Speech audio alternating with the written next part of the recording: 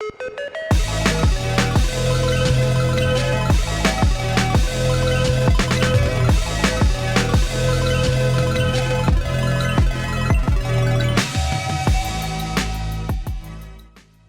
guys, this is Ellie. I just wanted to check in, and I hope you guys are having a great summer. I quickly want to do a life update for all of you guys.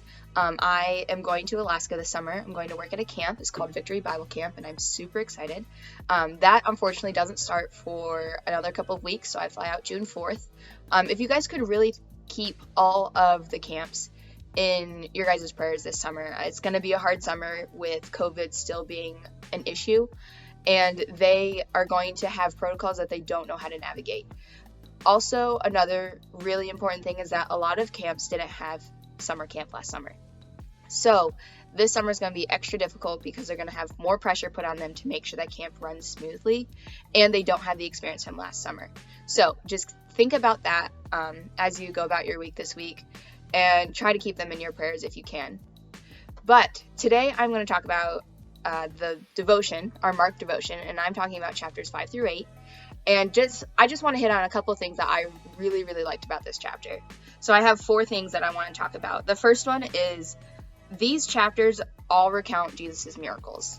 So that is something that I think is really unique about Mark, is that there are so many miracles that are clumped into all of these chapters, especially these 4 chapters, because Jesus goes from healing countless people to feeding 5,000 to then healing more people and then feeding more 5,000 or feeding more thousands. And then he is also then talks about how when he rests and when he sends out the disciples. But all of these miracles seem a little out of place. They seem kind of random and kind of haphazard when you first read through it. But when I read through it a second time, I realized that the miracles weren't haphazard. There was a specific reason and a specific order to all of them, and that's something that I'm going to talk about in a second.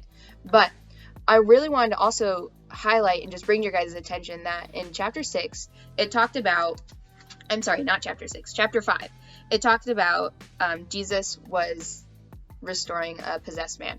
So he was casting out the demons. But if you look at chapter 5, verse 13, it talks about how Jesus gave the demons permission.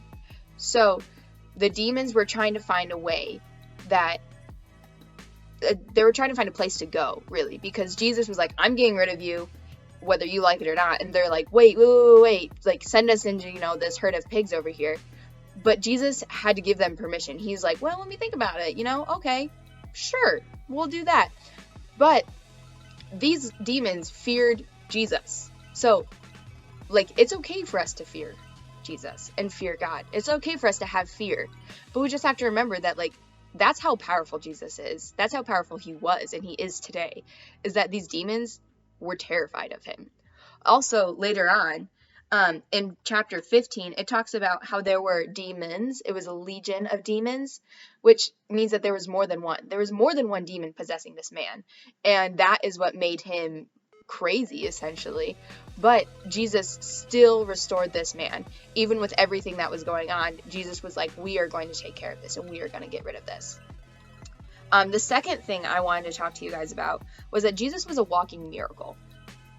That is crazy, because he did all of these miracles that it talks about in these chapters, but it wasn't his faith that saved everybody. It wasn't Jesus saying the special words that made these people be healed. It was their faith.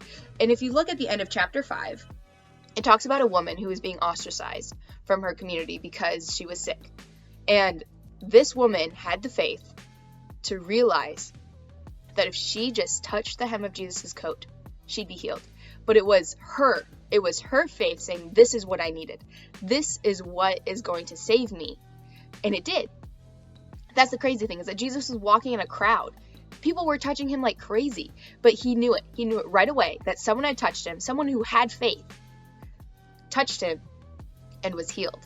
And that is super cool, because that's all it takes. All it takes is the touch of his cloak, and we're healed and we're saved.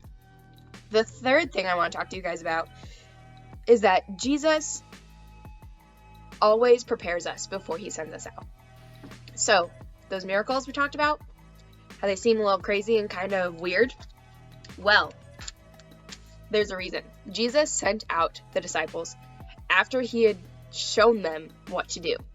So, in chapter 6, it talks about how Jesus was going to send them out and send them to all different places, and he did. He sent out the disciples. But he didn't send them out ill-prepared. He told them not to take any food, not to take any money, not to take any extra clothes, and to them they're like, I'm not prepared for this journey. But Jesus had prepared them in their faith. He had prepared them that way. And so they came back, and the disciples themselves, this says in chapter 6, verse 13, it says, they drove out many demons and anointed many sick people with oil and healed them. Those are the exact same miracles that Jesus had just done. He had also cast out demons and healed the sick and anointed them. He had also done that, but he had showed the disciples had been with him, and he had showed them what to do because he knew he was going to send them out and spread them all around, but he was also going to bring them back. That is what Jesus has done for us this summer. We have been at school, but he's prepared us, and he's sent us out, and he's going to bring us back, and it's going to be okay. The fourth thing I wanted to talk to you guys about, was that at the end of chapter 8, like mostly throughout the chapter, you really start to get, you start to realize that Jesus was getting frustrated. Jesus gets frustrated, and that's okay. And that means that it's okay for us to get frustrated, because Jesus is the example. Just like he had prepared all those disciples to send them out, he's preparing us. And sometimes we get frustrated with our lives and our situations, but that's fine. And that is what is the beauty in all of this, is that there is frustration, but we're not incapable of doing what Jesus has prepared for us, or what God has in our lives for us. His frustration, he then was able to just take a step back and realize that they just weren't ready. And he showed them who he was by asking them questions that made them think. He didn't just say, well, this is who I am, because they weren't going to get it. They didn't get it when he said that. They didn't understand. So Jesus was getting frustrated that they couldn't see. They couldn't see it. He's like, I'm doing these miracles. How can you not see that this is who I am? But his frustration was okay. And that is why it's okay for us to be frustrated. And life is going to throw some really, really hard curveballs at us. And we're going to get frustrated. And we're not going to understand what to do. But just take a step back and just realize maybe it's not time for them to understand yet. And it's going to be okay. So I hope you guys have a great summer this summer. And I hope that you're able to continue with the devotion and continue with supporting one another and praying for one another. Have a great summer.